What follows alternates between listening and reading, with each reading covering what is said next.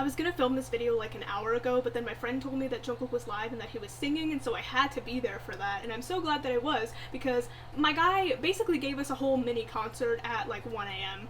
It was great.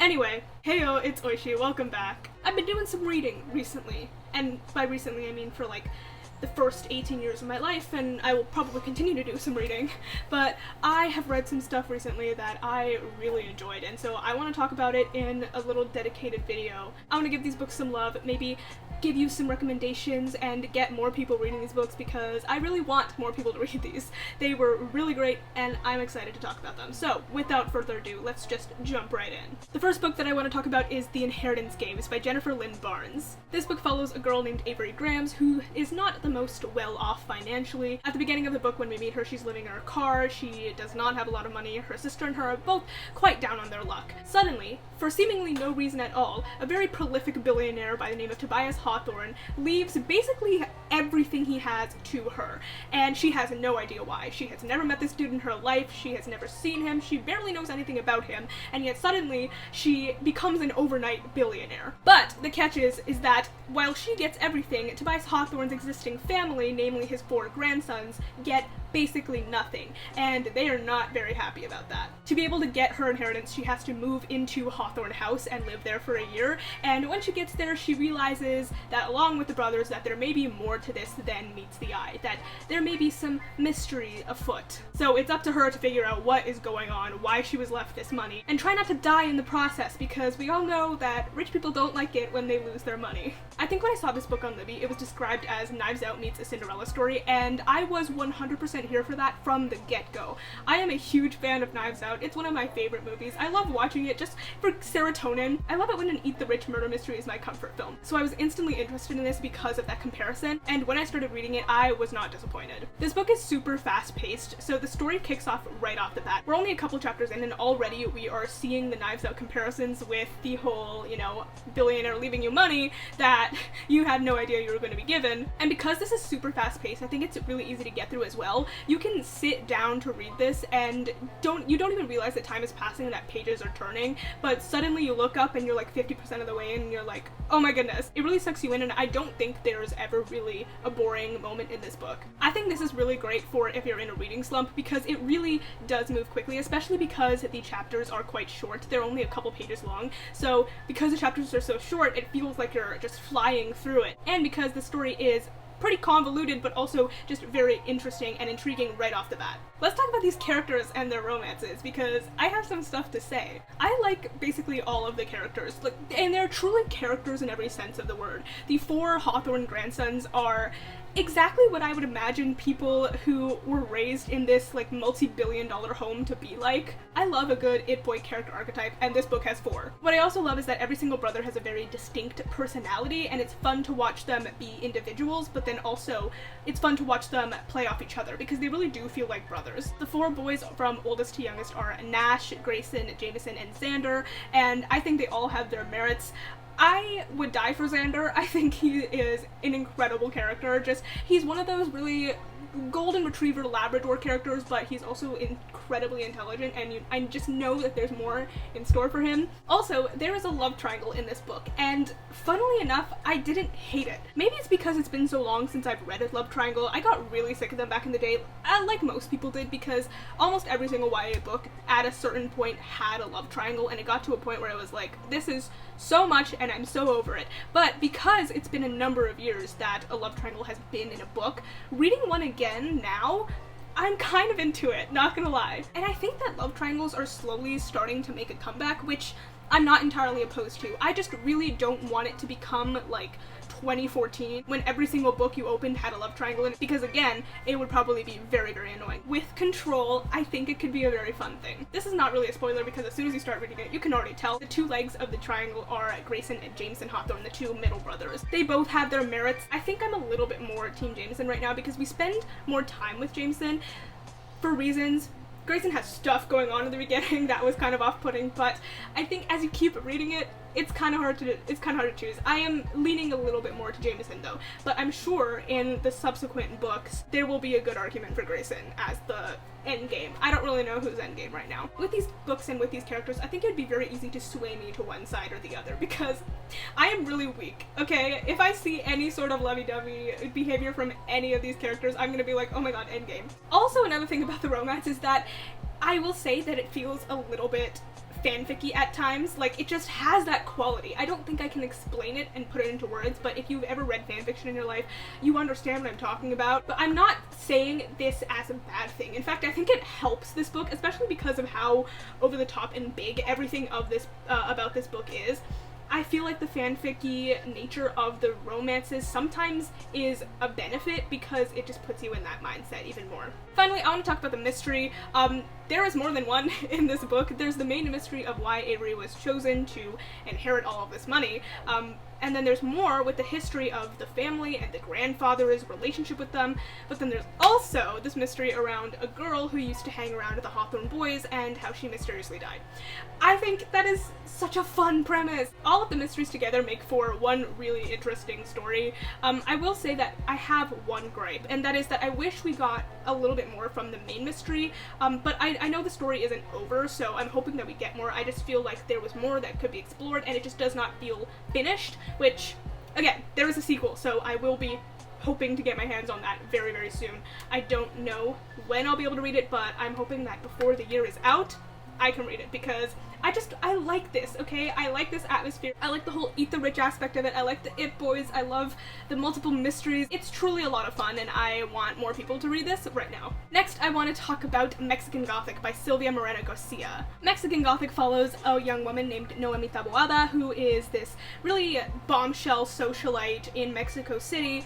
She and her father receive a kind of concerning letter from her cousin, who was married off to this Doyle family earlier, and in this letter she is rambling, she doesn't seem like she's in her right mind, and they are concerned, rightfully so, that something is going on. So, Noemi departs Mexico City for essentially the middle of nowhere to visit her cousin Catalina in his really old Gothic house. Once she gets there, she realizes that things are definitely afoot. There is stuff going on with this family that is not alright. Now she has to figure out how she's going to survive this and how she's going to get Catalina and herself out of this house. First things first, the atmosphere in this is chef's kiss immaculate. I love the Gothic horror vibes of this story. There's a creepy ass big old house with a family that's just, you know, a little bit sus. More than a little bit sus. There is so much decadence to all of it. Like, all of the descriptions are so glamorous and elaborate and beautiful, but it's immediately juxtaposed and off-putting because it's all old and rotting, like nobody's lived there for a long time, and yet people are living there. You can feel everything in this. Like, walking through the house, you can smell the mustiness, and you can feel the early morning mist in the cemetery because there's a cemetery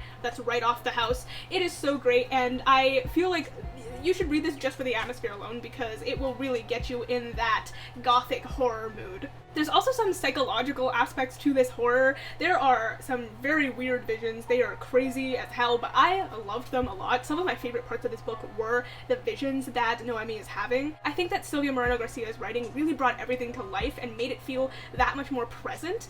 I love it. The rich details and descriptions, they make your skin crawl and make you want to be like, what the hell is going on? Girl, get out of that house. These are not good vibes. I will say that as I was reading this, I felt how much this could be an A24 film. If you've seen any horror from A24, you know that it is strange, it is very weird, and makes you kind of want to like stop watching. A24 horror very much focuses on making you feel disturbed and unsettled, and Mexican Gothic absolutely did that. Reading this book is like if you were watching Midsummer while having a very bad trip. You're watching people have bad trips while also having a terrible trip yourself. I would love to see this adapted into an A24 film. Like, imagine what Ari Aster would do with this. He would do wonders with this story.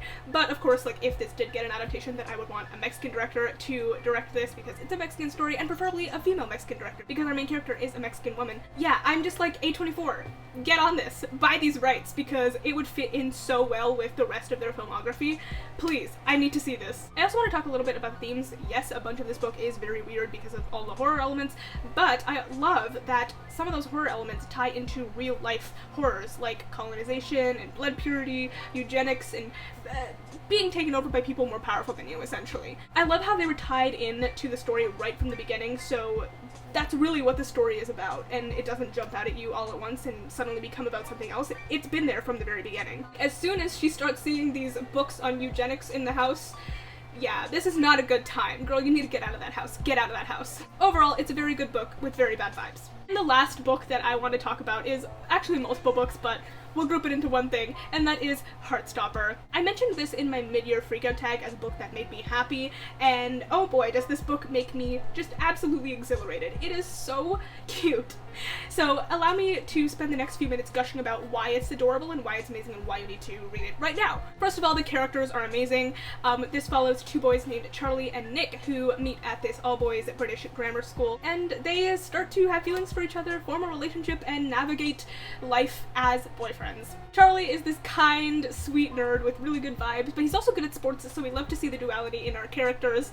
And Nick is this big buff jock who's this star rugby player, but he's an absolute cinnamon roll of a person. Like, this man could never hurt a fly. He is adorable. Watching them fall in love is the sweetest thing in the world. Like, every time I pick up one of these books, I have the biggest, fattest, most embarrassing smile on my face, and I don't even realize that it's happening. Like, I don't go into these books intending to just smile, but it just happens while I'm reading it. It's an uncontrollable reaction. I read all of volume 3 in basically one day while I was on the train, and I'm just gonna say that I was glad that we have to wear masks because, yeah, smile the entire time. The art style in this is super cute too. I love the soft color palette, and my favorite thing is the little hearts and butterflies and leaves that are around the frames. They just make my heart flutter, and I love it so much. Those little hearts and butterfly leaves things, that is the actual embodiment of how this book will make you feel. Like, those little things are just fluttering around in your chest, in your stomach, making you feel like the happiest person in the world. Long story short, the characters are so lovely, they're sweet, they're so healthy, and they deserve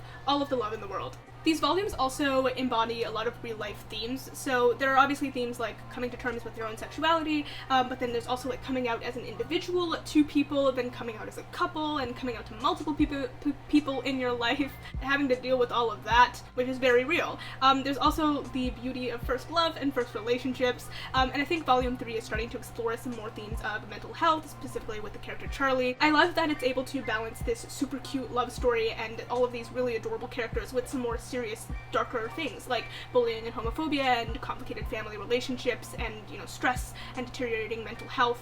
I think that everything about these books is so well done, and I want to see 100 more of these out. Alice Oseman, please. Like, if this is the only thing that Alice Oseman wrote for the rest of her life, I would be perfectly fine with that. Although I know a lot of her other books are very beloved, and I am excited to read them, but yeah, Heartstopper is absolutely adorable. Also, I just found out that Heartstopper is being adapted for Netflix. Was no one going to tell me this? Was I just supposed to find this out myself? Anyway, I can't wait for this. I looked up the stuff about it, and it seems that it's coming sometime in 2022, and I actually can't wait. Like, okay, this is Nick and Charlie. They look adorable. I'm super excited. When this drops on Netflix, I will be watching it immediately. Like, I'm gonna cry just thinking about how adorable this story would be on the screen. Okay, I need to stop. I have gushed about Heartstopper so much over the past few days that we're shutting it down. That is part of the reason that I wanted to make this video, is that I have talked about these books with so many people, just thinking about them over and over again, and so I think now that I finally said all of my thoughts aloud and put them somewhere, maybe I can start to, you know, move on and think about other things and not be consumed by rich it boys and gothic horror and adorable boys falling in love. That's really all I have for you today. I really enjoyed making this video. I like sitting down and just talking about a set number of specific books for X number of minutes. I think it's really fun, and it helps me just, again, get this stuff off my chest. If you enjoyed this video, please give me a thumbs up. Comment down below, let me know if you've read any of these 3 books or if you want to read them. Also, let me know if you enjoy this kind of video, because I'm thinking of maybe doing it more in the future if I have books that I really want to talk about. If you enjoyed this sort of stuff and you want to see more of it from me, please make sure to hit that subscribe button, because I make new videos every Friday, or at least I try. Also, I'm on platforms, so if you want to follow me on Instagram, Twitter, Goodreads, and Letterboxd, those links will be in the description down below. As always, thank you so much for watching, and I will see you in my next video. Bye!